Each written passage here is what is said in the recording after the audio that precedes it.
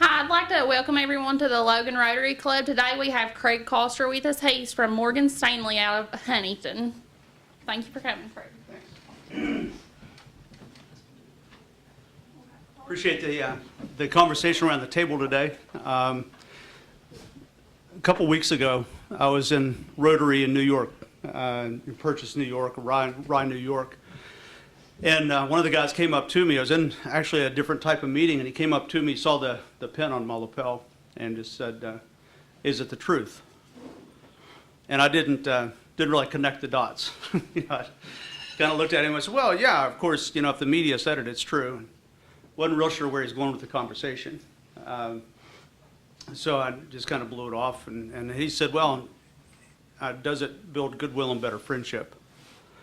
And then I started to realize what Dee was doing, that he was taking me down the four-way path and four-way test path. That really, as Rotarians, we believe, makes a difference in the way that we do everything, whether it's work-related or family-related or whatever it may be.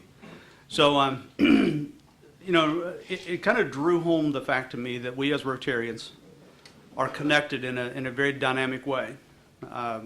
Whether that's true with me and Dee in New York, or whether that's true with me and my daughter going to Fort Liberté, Haiti, a third world country, very undeveloped, very impoverished, and yet right there in the middle of Fort Liberté is a sign that says Rotary Club of Fort Liberté meets here. So we have this amazing presence, this amazing opportunity to really make the world a better place. Whether it's through water projects or whether it's through polio, or trying our best to make this world a better place. And so as a result, it makes sense to come together and kind of brainstorm and think about how we can maybe help Logan be a better place.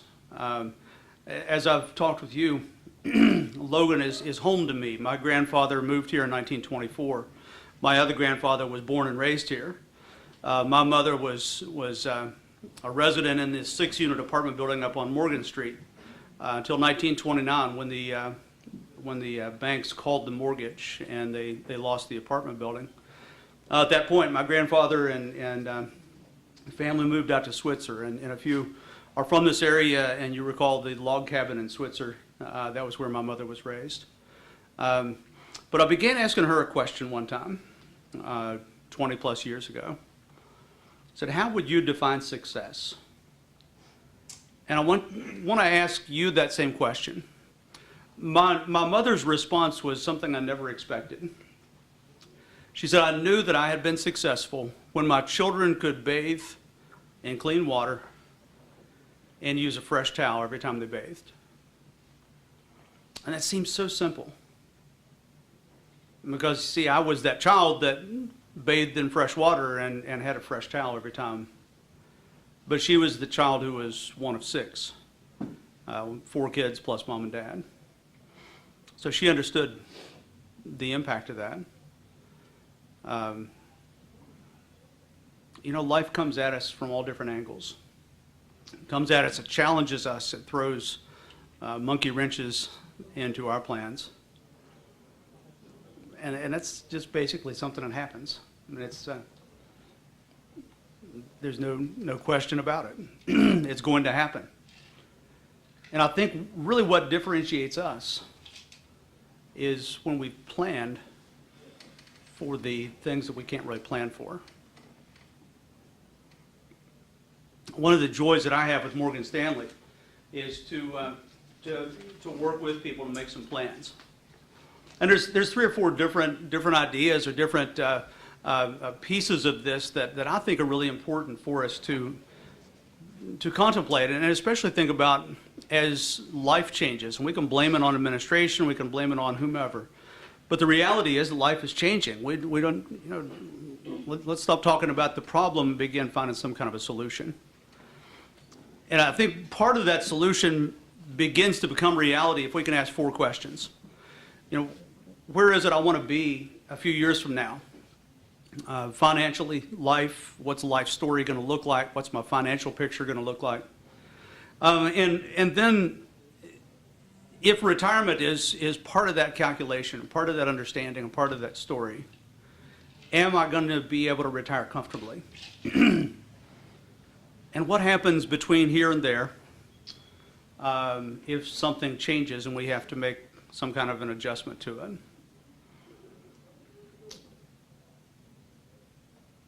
Or maybe the story is something different. Maybe it's planning for something specific. Danny has 2 daughters. I have 2 daughters. Michael has 3. We had to plan for weddings. My kids are 17 and 14. We have to plan for college. You know, my daughter's a senior. We've got to plan for those things. Got to be thinking about those things. And then saving toward what those events may look like in the future. But let me share just a couple of statistics with you. Did you realize that last year, 13% of American workers felt very confident about being able to achieve their retirement goals? 13%. That's 1 in 8, roughly. So that means around this table with, 10 or 12 of us here, that only one person feels comfortable that the goals that they set out for at some point in the past is really going to become reality.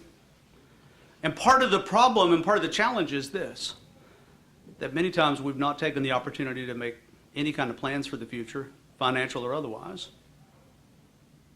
You guys have that background in finance, and you know as well as I do that a lot of times we find ourselves reacting rather than being proactive and being in front of what those challenges may be. But you see, we have to realize that that plan has to be optimistic at the same time as being realistic. And we have to find some way to bridge the two and help them to become reality. But what has been shown through studies is that those who have some sort of a financial plan are more confident than those who have no plan, because they at least have some kind of a structure to begin with, and they feel that perhaps they can react with some sense of education, some sense of guidance, some sense of purpose. So let me have you think about 4 questions. Will I have enough to retire comfortably? You know, the rule of thumb is if you take your income now, and depending on your lifestyle and some certain variables, if you go 60 to 80% of your present household income, that's roughly what you'll need in retirement. And then multiply that times 22, and that needs to be your nest egg at the beginning of retirement. And it's a simple way of saying, will I have enough to retire comfortably? The second thing is, have I planned for inflation in the process of making the plans? Or heaven forbid, if something happens to you, will your family be provided for? Have you made sure that those things are being considered? And then what happens if the market does another 2007, 8, 9?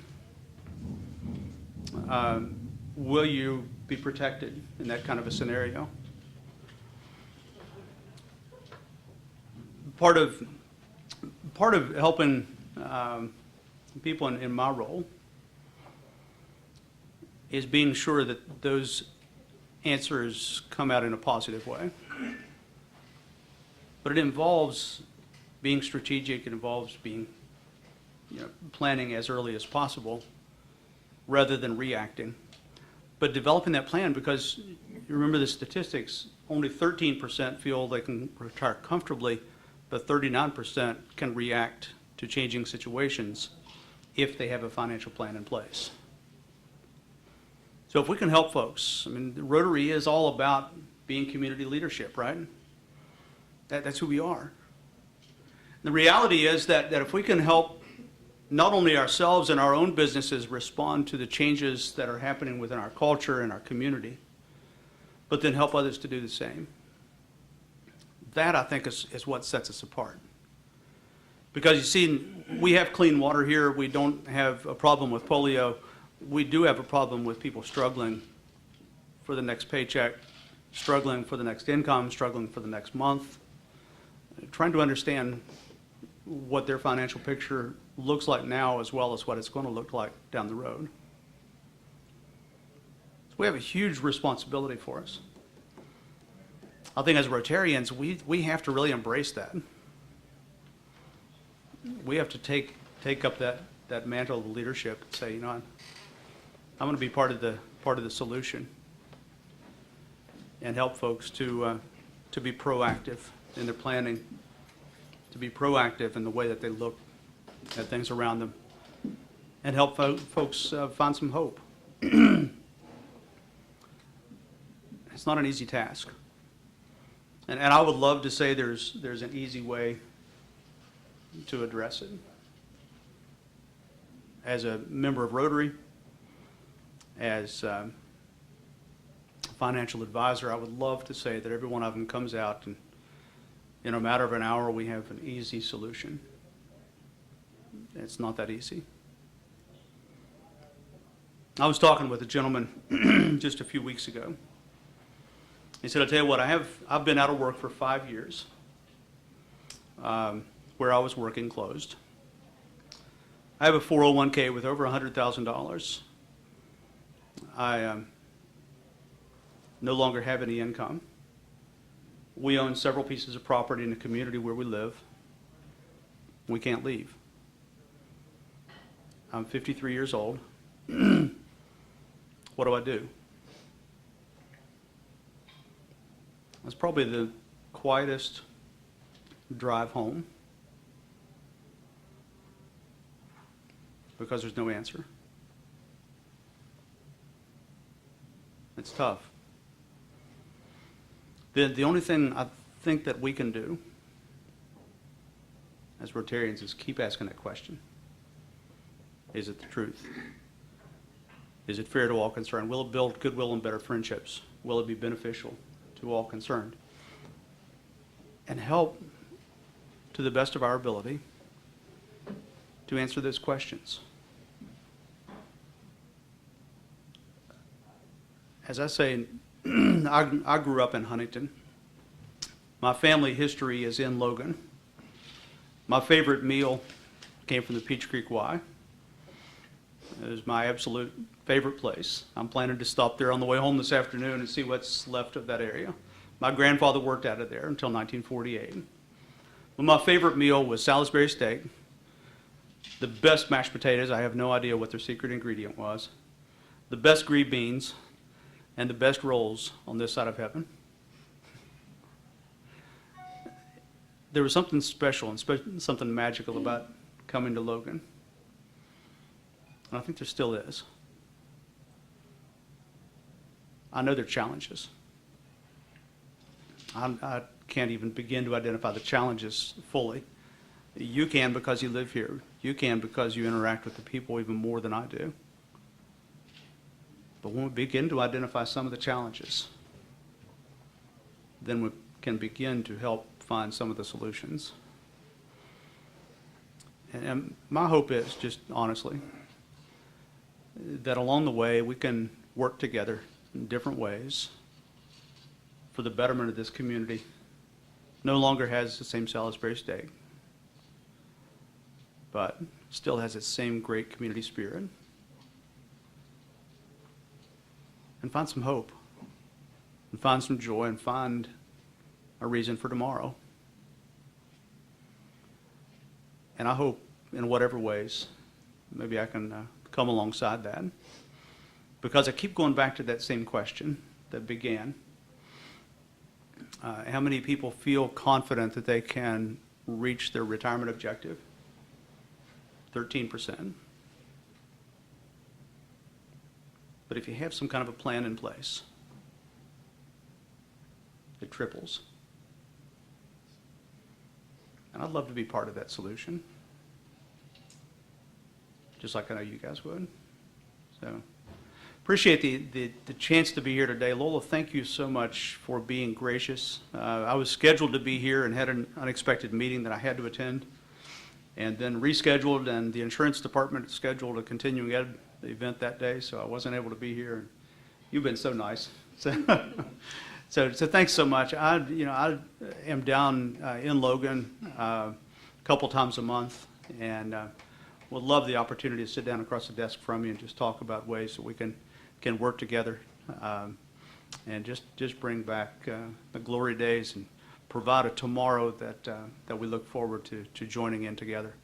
So thanks again for allowing me to be here. Thank you, Craig. And we'll put his information up on our website and on Facebook, so if you want to get in contact with him. Thank you.